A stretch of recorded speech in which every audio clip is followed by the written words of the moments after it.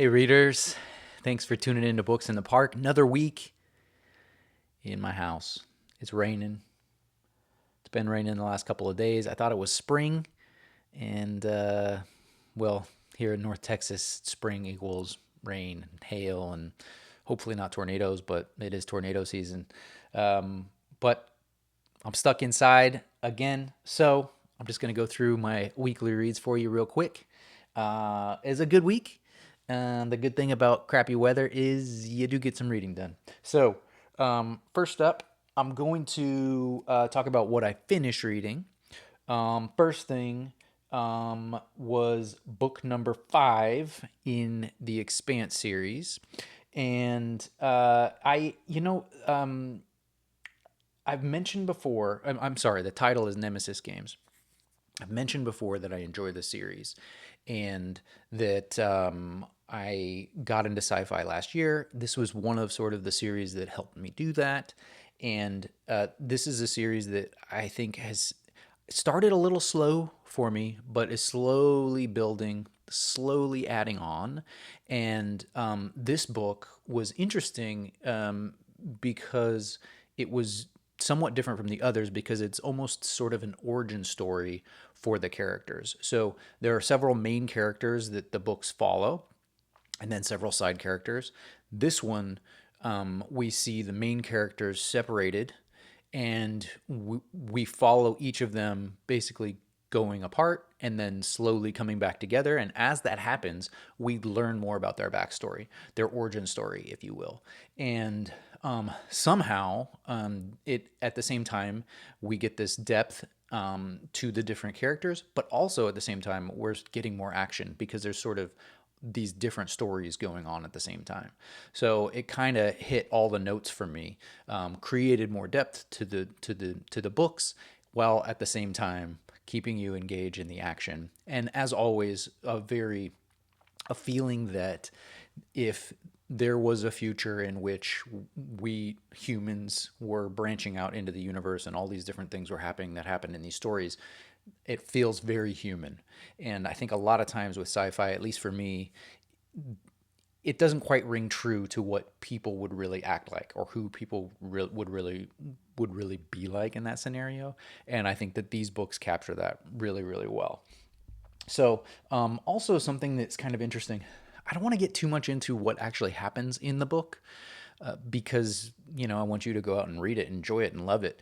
But at a very 30,000 foot level, there is there in this continuation of books in the saga. We've got Earthers, we've got folks from Mars, and we've got people in the outer belt.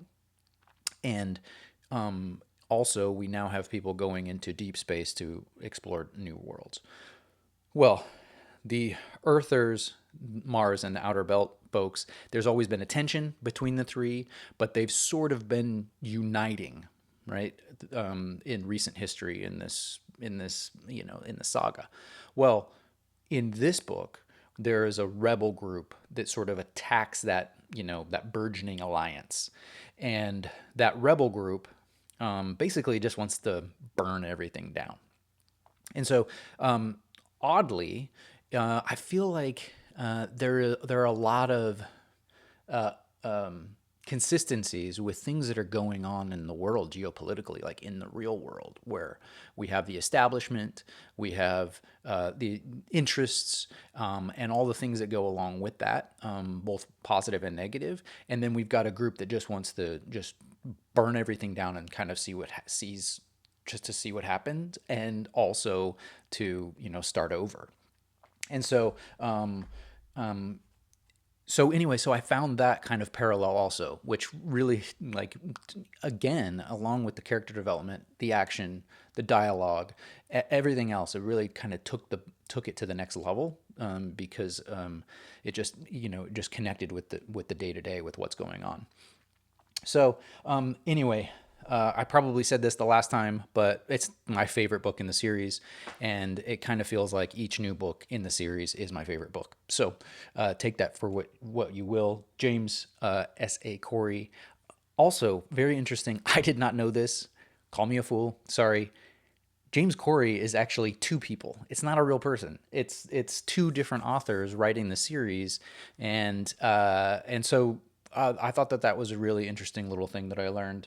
I guess the S and A is a combination of the two authors. I didn't find all the details, so forgive me for that. If you know, put it down in the comments. But that was really interesting. It's not one person; it's two. So great series, Leviathan series, Expanse series, whatever you want to call it. Check it out, and I can't wait to read the next one. I put it on hold from the library so I can get to it, because that's another thing about this book, Nemesis Games, is that it feels more like it's a part one of like a new series starting. So the way that it ends is there are a lot of unfinished business. So can't wait to read the next one. And I feel like I didn't quite finish this story. So anyway, check it out. Now, as far as what I'm reading, I am continuing to read Swamp Thing. I'm about halfway done with this collection. I'll get more into it later, but it's awesome. It's fun. I probably mentioned it before, but if not, it's a collection of the individual comics in this series.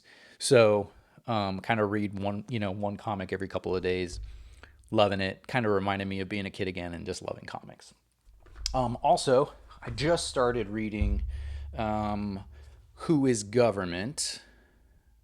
This is by, Michael Lewis is the author that's listed here, but it's also by several other reporters. And basically, what this is an extended version of some reporting that was done through the Washington Post.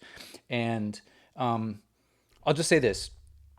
Each one, basically, there are a lot of negative stereotypes about government and government service and people working in government. What this does is it sort of takes a different view. And each of these authors found someone working in the government who's dedicated their lives to public service, and kind of just does like a mini biography of what they've done and why that's important and why that impacts people. And so I just think it's really timely, and also well written. Michael Lewis, who does have a couple of the individual stories in there, wrote Moneyball.